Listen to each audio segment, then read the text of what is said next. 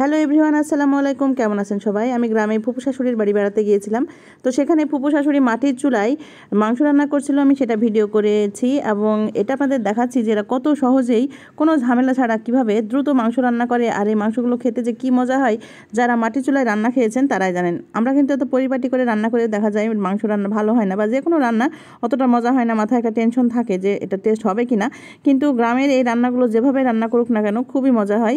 এটা খেতেও যেমন মজা হয়, দেখতেও খুবই সুন্দর হয়। আর এখানে ফুপু বেশিরভাগই কাঁচামরিচ ব্যবহার করছে। কাঁচামরিচের তরকারি কিন্তু আসলে স্বাস্থ্যের জন্য যেন ভালো, তেমনি কিন্তু এটা খেতেও খুবই ভালো লাগে এবং কালারটাও সুন্দর আসে। তো এভাবে খাসির মাংসটা চুলায় বসিয়ে দিল। আর একই চুলার দুটো মুখ, আসলে যেটা খড়ি দিয়ে রান্না হয় সেই জায়গাটা একটাই, কিন্তু যেখানে তাপ লাগে আর কি, চুলা দুটো।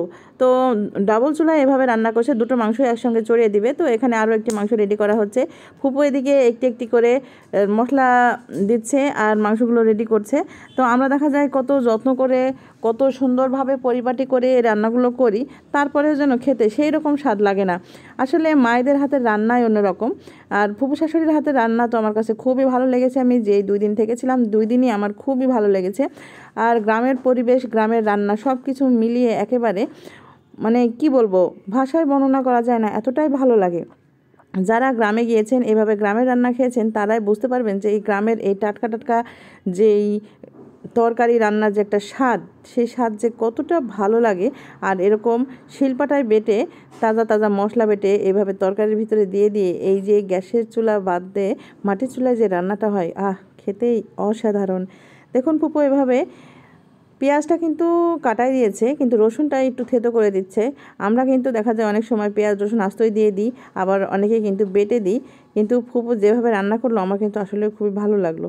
তো এখানে আদা বাটা, রসুন বাটা এটা দিয়ে দেওয়ার পরে বাদবাকি আর যে মশলাগুলো লাগে সেগুলো ফুপু আস্তে আস্তে দিয়ে দিচ্ছে। আর ফুপু আরও যে সকল রান্নাবান্না করেছিল আমার কাছে খুবই টেস্ট লেগেছিল। এর পাশাপাশি আরও আমাদের 14 রকম পিঠাও বানিয়ে খেয়েছে ফুপু। ফুপু একা না, ফুপুর এখানে বেটার বউরা আছে, তারা সবাই মিলে আমাদের বেশ আপ্যায়ন করেছে। ফুপুরা খুবই অতিথিপরায়ণ, সেটা আসলে আমাকে খুবই মুগ্ধ করেছে। তো দেখুন এভাবেই কিন্তু এই মাংসটাও রেডি হয়ে যাচ্ছে। এদিকে একটুখানি আদা বাটাও দিয়ে দিচ্ছে। আমরা যে মশলা তৈরি করে ফ্রিজে রেখে সেটা দিয়ে রান্নাবান্না করি, সেই রান্নাটা আসলে খেতে কিন্তু মজা লাগে না। এই যে টাটকা টাটকা মশলা তৈরি করছে আর সরাসরি এভাবে মাংসের ভিতরে দিয়ে যে মাটির চুলায় রান্না হচ্ছে, সেটা দেখতেও যেমন ভালো লাগছে, খেতেও কিন্তু তেমনই অসাধারণ ছিল। আসলে গ্রামের রান্না, গ্রামের প্রকৃতি আর ফ্রেশ ফ্রেশ খাবারের মজাই আলাদা। যারা শহরে থাকে তারা গ্রামের এই সুন্দর প্রকৃতি উপভোগও করতে পারে না। পাশাপাশি গ্রামের মানুষের যে সহজ সরল মনোভাব, তাদের অতিথি পরায়ণতা, তাদের হাতের রান্নাবান্নার যে কী মজা, যারা খায়নি তারা বুঝবে না। তো যাদের গ্রামে আত্মীয় স্বজন আছে, একবার হলেও ঘুরবেন, দেখবেন, খুবই ভালো লাগবে। আসলে শহরে থাকতে থাকতে আমরা এই সকল ফিলিংসগুলো অনুভবই করি না, এতটাই ভালো লাগে। তো যাই হোক, আমি এরপরে খাবারগুলো যখন খেয়েছি আমার খুবই ভালো লেগেছে, এতটাই মজা ছিল।